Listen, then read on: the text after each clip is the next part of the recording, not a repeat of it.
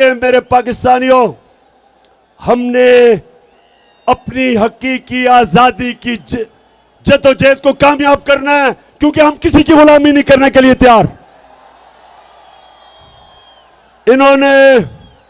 इनकी जरूरत नहीं होगी कि अमेरिकनों को कहें कि जनाब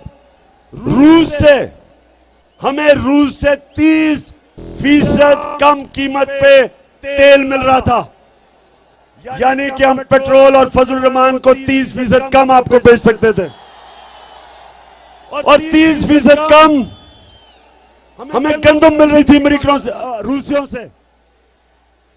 इसलिए क्योंकि हमारी पॉलिसी अपने लोगों के बेहतरी के लिए थी, हमारी फॉरेन पॉलिसी, हम सबसे दोस्ती करना चाहते हैं, लेकिन हमारी कोशिश कि मेरे लोगों का फायदा हो। आपने मुझे इलेक्ट किया था, मैंने तो आपका फायदा करना था। तो इसलिए जब एक गुलाम हुकूमत आती है, उनको वो करना पड़ता है जो हुक्म मिलता है। ये नहीं, रूस से ये नहीं 30% कम तेल खरीदेंगे या गंदम, क्योंकि इनको हुक्म नहीं है। इनको वो करना पड़ेगा जो अमेरिका कहेगा। यूक्रेन के अंदर इनको रूस के खिलाफ स्टेटमेंट देनी पड़ेगी। मुझे भी कहा था कि रूस के खिलाफ करो, मैंने कहा वो हमारी जंग ही नहीं है, हम क्यों उनके खिलाफ कहें। आपने कश्मीर में हिंदुस्तान के खिलाफ कभी स्टेटमेंट दी है? आपने इजराइल के खिलाफ स्टेटमेंट दिया जो फलस्तीनियों से वो कर रहे हैं, तो हम क्यों आपकी जंग में शिरकत करें। लेकिन अब जब गुलाम ऊपर बैठ जाए तो इनको वो करना पड़ेगा जो अमेरिका इनको हुक्म करेगा। और मेरे मर्दान के लोगों, आपने जब इस्लामाबाद आना है, एक और वजह है आपकी इस्लामाबाद आने की, और वो ये है कि जो सारे चोर डाकू इन्होंने ऊपर बैठा दिए। कहीं दुनिया में ये नहीं है कि एफआईए के अंदर शहबाज शरीफ और बेटों की 24 अरब रुपए के करप्शन के केस है, मनी लॉन्ड्रिंग के केस है, और यही ऊपर बैठ के पहले एफआईए का इन्होंने उसको तब्दील किया।